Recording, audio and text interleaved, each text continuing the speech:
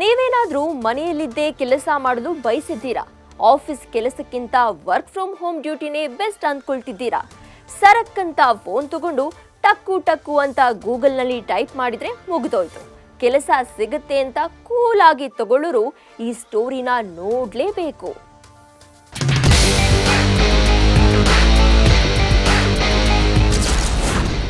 Work from home, ಮನೆಯಲ್ಲೇ ಕುಳಿತು 1 ಗಂಟೆ ಕೆಲಸ ಮಾಡಿ ದಿನಕ್ಕೆ 1000 ರೂಪಾಯಿ ಸಂಪಾದಿಸಿ.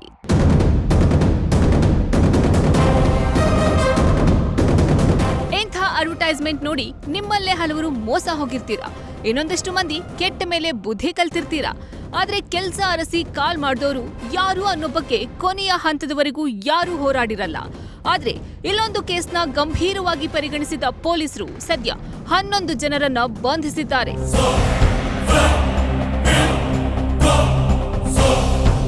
ಹೈದರಾಬಾದ್, ಮುಂಬೈ, ಬೆಂಗಳೂರಿನ ಅಜ್ಞಾತ ಸ್ಥಳದಲ್ಲಿ ಕೂತು ಹಣ ಎಗರಿಸ್ತಾ ಇದ್ದ ಆಮೀರ್ ಸುಹೇಲ್, ಇನಾಯತ್ ಖಾನ್, ನಯಾಜ್ ಅಹಮದ್, ಆದಿಲ್, ಸೈಯದ್ ಅಬ್ಬಾಸ್, ಮಿತುಲ್, ಸತೀಶ್, ನೈನಾ, ಮಿತಿರ್ ಸೇರಿ 11 ಮಂದಿಯನ್ನ ಬೆಂಗಳೂರು ಸೈಬರ್ ಪೊಲೀಸರು ಬಂಧಿಸಿದ್ದಾರೆ.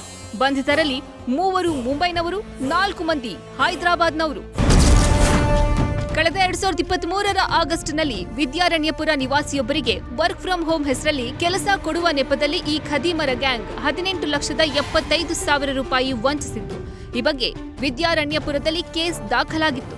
ಸೈಬರ್ ಕ್ರೈಂ ಪೊಲೀಸರು ಈ ಪ್ರಕರಣದ ಜಾಡನ್ನ ಬೆನ್ನತ್ತಿದಾಗ ಅಂತಾರಾಜ್ಯ ಖದೀಮರ ಗ್ಯಾಂಗ್ ಬಲೆಗೆ ಬಿದ್ದಿದೆ.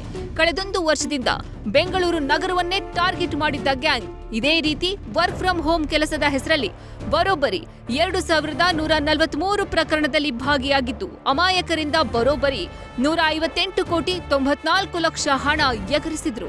ಒಟ್ಟು 2143 ಪ್ರಕರಣಗಳಿರೋ ಬಗ್ಗೆ NCRP ಪೋರ್ಟಲ್ನಿಂದ ನಮಗೆ ಮಾಹಿತಿ ಸಿಕ್ಕಿದೆ. 265 ಕರ್ನಾಟಕ ರಾಜ್ಯದಲ್ಲಿದ್ದಾವೆ. ಅದರಲ್ಲಿ ಬೆಂಗಳೂರು ನಗರದ 14 ಪೊಲೀಸ್ ಠಾಣೆಗಳಿಂದ 135 ಪ್ರಕರಣಗಳು ಇದರಲ್ಲಿ ಶಾಮೀಲಾಗಿದ್ದಾವೆ.